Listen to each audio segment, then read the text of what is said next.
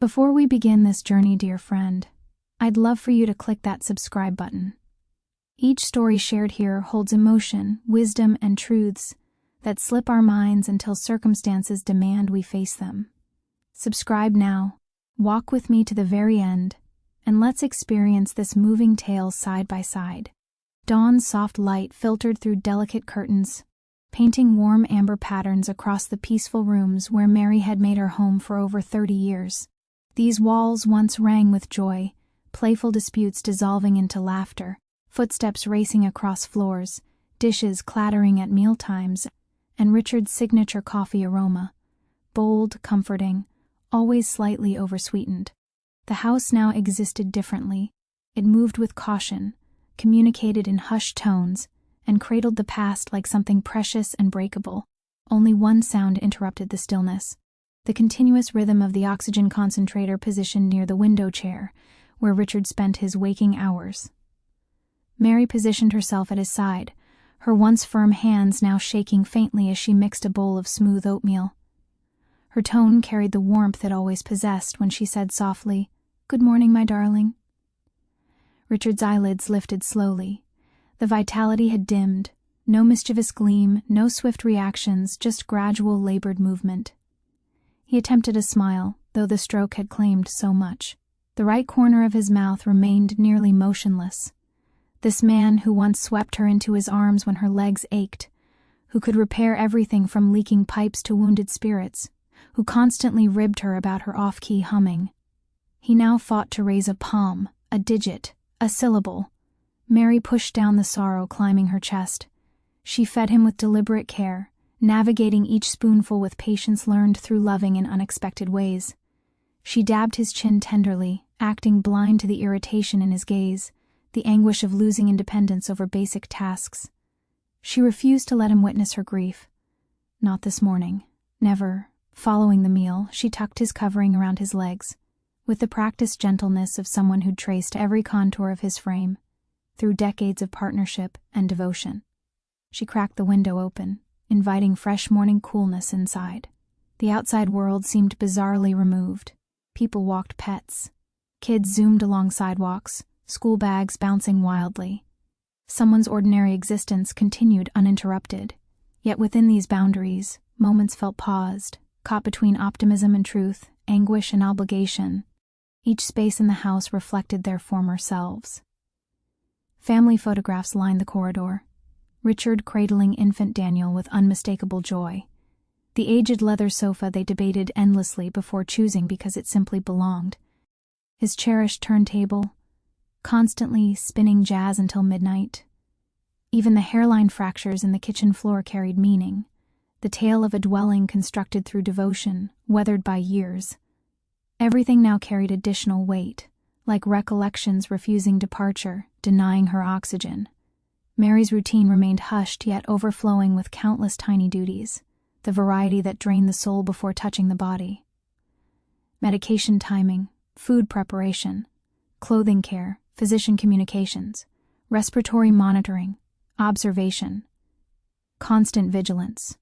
And nighttime proved most difficult. She occupied the rocking seat near his bedside, absorbing his breathing patterns, sluggish, irregular, delicate. She dreaded the possibility it might cease.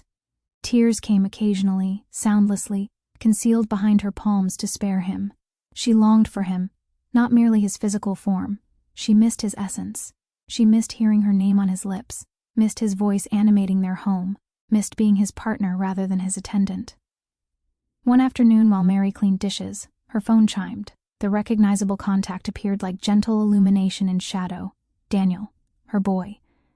He resided in Seattle currently, occupied with career demands, schedules packed with obligations and conferences. Still, he telephoned daily, without exception. "Hey, Mom," his voice radiated warmth. "How's everything today?"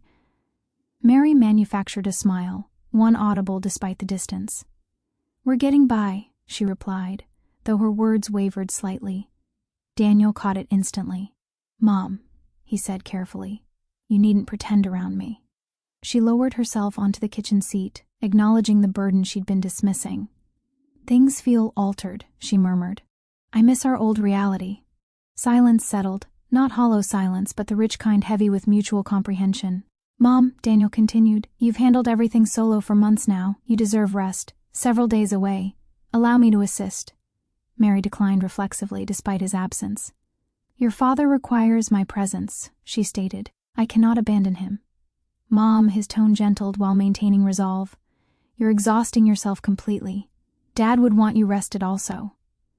Their conversation concluded with her agreeing to consider it, yet she recognized she wouldn't.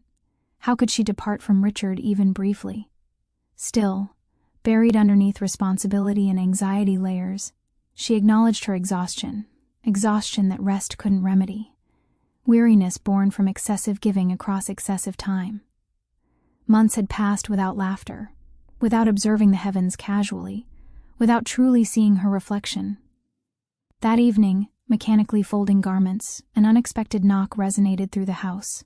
She froze. Guests were uncommon lately. Upon opening the entrance, her breathing hitched.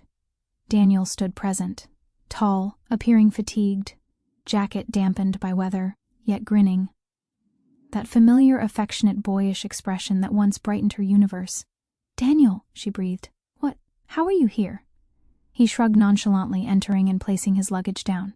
Requested time off, he explained. Needed to visit you. Mary felt her throat constrict as she held him close. Oh, darling, this wasn't necessary, your responsibilities. He withdrew, declining firmly. You matter beyond any job, Mom.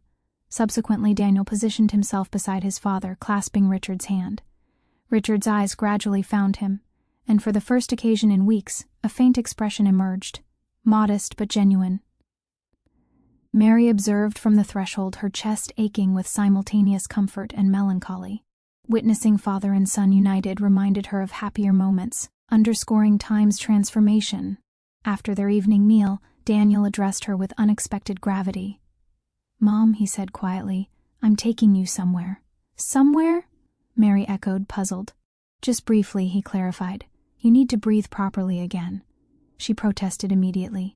Impossible, Daniel. Your father, he interjected gently. Everything's arranged. A nurse will attend.